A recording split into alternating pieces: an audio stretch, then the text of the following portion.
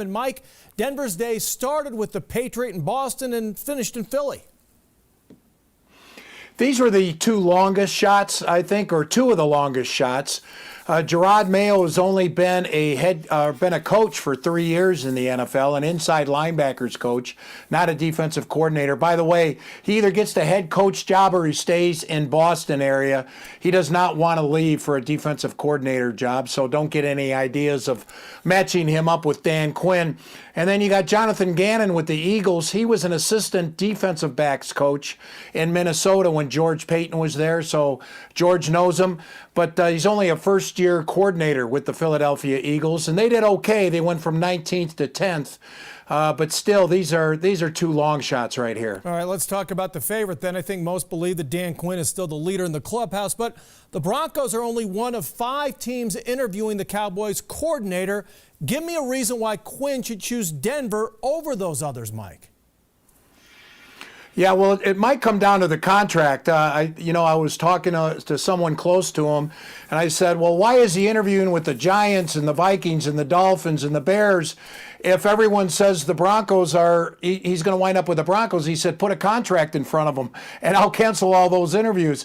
So anyway, that hasn't happened yet. George Payton is very thorough in his process. He and his search committee is going to go over everything.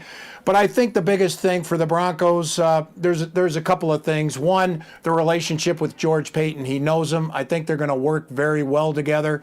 Everyone says the roster's great except for the quarterback. They'll work on that during the offseason. And plus, it's Denver, Colorado, a great place to live. And some of the Broncos, they don't know who their owner is yet. Some of the guys he's interviewing with don't have great ownership. They have owners, but not necessarily the type that you would want to work for. So that's why he should come to the Broncos. All right, Mike, so we don't know who's going to be the owner, the coach, or the quarterback, but we do know that it'll cost Broncos fans more to watch their team next season. Yeah, 58% of the seats had an increase, and couldn't get exactly how much. I saw some of the comments when I reported it on social media. Some people, their seats went up 10%. Normally the Broncos, Rod, don't like to increase tickets after they had a losing season, but they've had 5 losing seasons in a row. If you go back 5 or 6 years, the price of gas was $2.10.